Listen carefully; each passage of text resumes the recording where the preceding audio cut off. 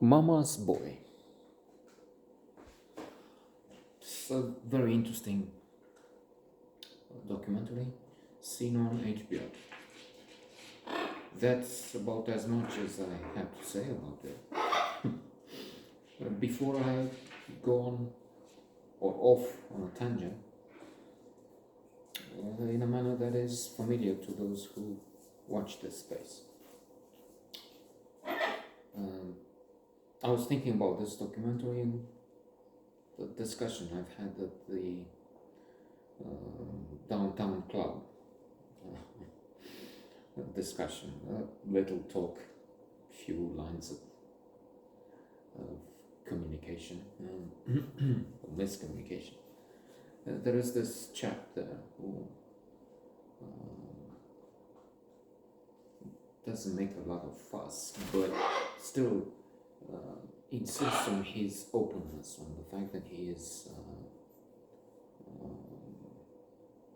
using a proverb from Scandinavia. Let all opinions be something these lines. But that's as far as he goes when we're talking America, Russia, Ukraine war, and conflicts on the margin of that conflict. So some years back, in the same sauna, in the same downtown club, there is this mad idiot, the banker, let's say, call him, who starts on a crazy monologue in the end, explaining how America is to blame for it was Crimea back then, it was wrong there and everywhere else, and Russia was pushed. Russia is the victim, and so what can you expect? And it's America. When I try to express my point of view, a different one, opposing one indeed, not that I'm unaware of America's failings, with Trump, with 70 million other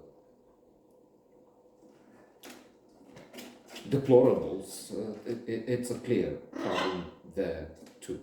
And the world will have to see how China as a leader looks like in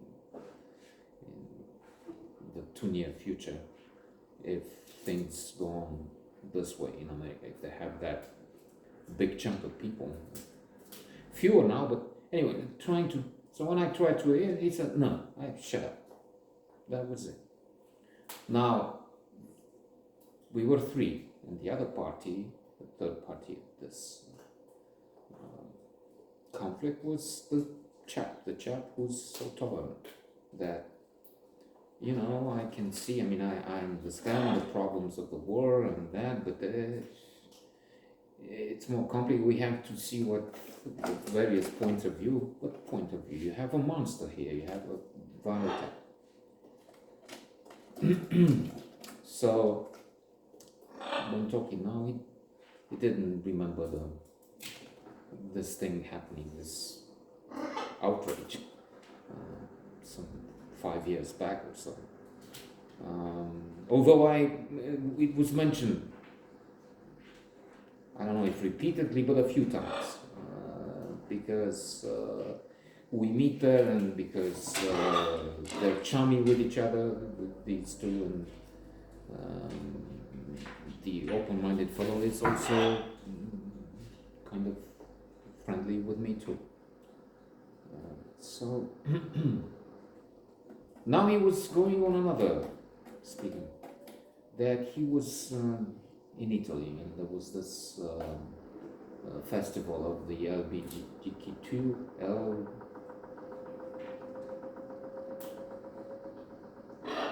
plus, the various sexual minorities, and how they were over there agitated, and he was moving towards, well, it's too much. I was thinking, and I said to him, look, you're open, you say, but now paradoxically you find that this is too much. Open, but only up to a point. And open towards Putin. So, what's the approach? What's the thing they have in common?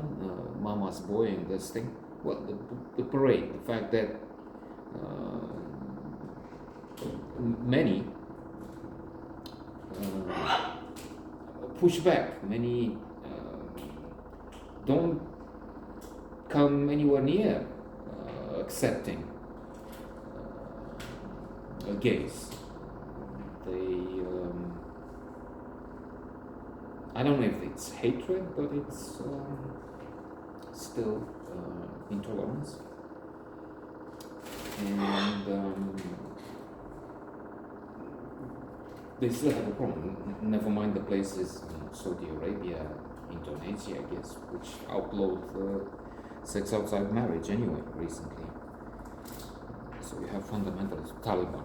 They will execute, decapitate gay people and LGBTQ plus. That's what it's looking for. So you have that. And I was thinking that, well, Mama's boy is a plea for not just accepting, embracing this community and honoring and admiring many of them, because, for instance, the protagonist of this documentary is the one who wrote the script for Milk, celebrating one of the best films made in the last decades. Now, to end with, to say about this child, he is to be admired too, except for his, well, some of his views, which are not clear. I mean, he is capricious, I guess, and he's not for violence. He's not going, and he went on to help people, refugees from the war. So he traveled to the border to take care of someone, to bring them here. So that's, I mean, actions before words. Actions matter more than just saying, oh, I support these and the others. So he just went there and helped them, not in words, but acting on it.